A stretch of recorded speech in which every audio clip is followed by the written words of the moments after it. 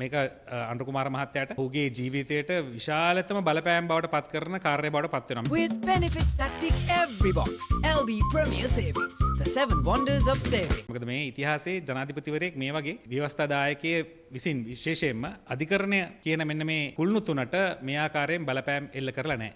ඒතර මේ ලිපිය මම හිතන්නේ හොයාගන්නත් දරුවෝ තිබ්බා මට ලිපිය යම් ආකාරයකින් හම්බුණා ලිපිය. ඒ සඳහන් වෙනවා මේක තමයි ලිපිය.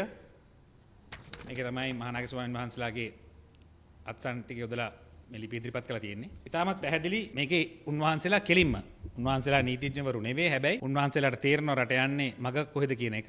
ශ්‍රී ලංකාවේ යුක්තිය පසුදැලීමේ ප්‍රධාන යාන්ත්‍රණ අධිකරණ පද්ධතිය ගරු විනිශ්චයකාරතුමාන්ලාගේ විශ්‍රාම වයස ඉහළ නැංවීම සඳහා ව්‍යවස්ථා සංශෝධනයක් සිදු කිරීමට රජය කටයුතු කරමින් සිටින බවට අප වෙතත් කරුණු වාර්තා වී ඇත. වර්තමාන වනට ආණ්ඩුක්‍රම ව්‍යවස්ථාවේ ප්‍රතිපාදන අනුව අභියාචනාධිකරණයේ හා ශ්‍රේෂ්ඨාධිකරණයේ විනිශ්චයකාරතුමාන්ලාගේ විශ්‍රාම දිවියට එළඹීමේ වයස පිළිවෙලින් අවුරුදු 63 හා 65 ලෙස දක්වා ඇත.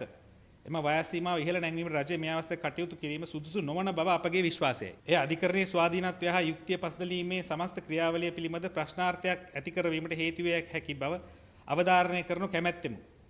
අධිකරණයේ යුක්තිය පසුදැලීම සම්බන්ධයෙන් මහජන විශ්වාසය අධිකරණයේ සැබෑ ස්වාධීනත්වය මත පමණක් නොව එම ස්වාධීනත්වයේ සැකයෙන් තොරව විද්‍යමාන වීම මත රඳා පවතින බව පොදු පිළිගැනීමයි.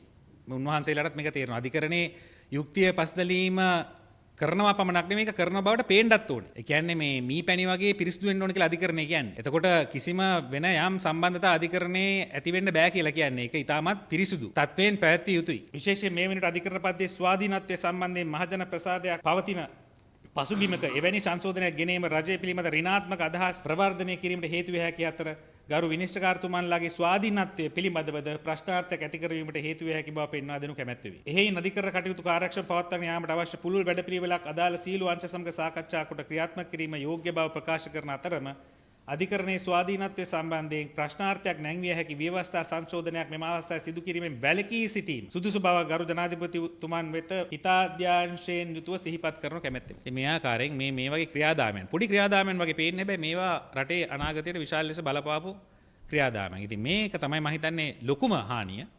මේ අවුරුදු 70 ගාන තුල සිදුවෙන ලොකුම විනාශය බවට මේක පත් වෙනවා මේ ආණ්ඩුව ඉස්සරහට ගියොත් මේත් එක්කම. ඉතින් අපි ආණ්ඩුවට අවධාරණය කරනවා මේ විනාශය රටට කරන්න එපා. ඔබතුමාලා ආණ්ඩු කරලා තව අවුරුද්දකින් දෙකකින් පරදි. එතකොට ඊළඟට එන ආණ්ඩුව මීට වැඩිය මේක අතට අරගෙන මීට වැඩිය ව්‍යවස්ථා විරෝධී, ජනතා විරෝධී, අධිකරණ විරෝධී, ස්වාධීන නොවන කටයුතු කරමින් මේ රට කාලකන්ණි රටක් බවට පත් කරන්න ඉඩ ප්‍රස්තාව උදා කරන්න එපා කියන පණිවිඩය අපි මේ ආණ්ඩුවට දෙනවා.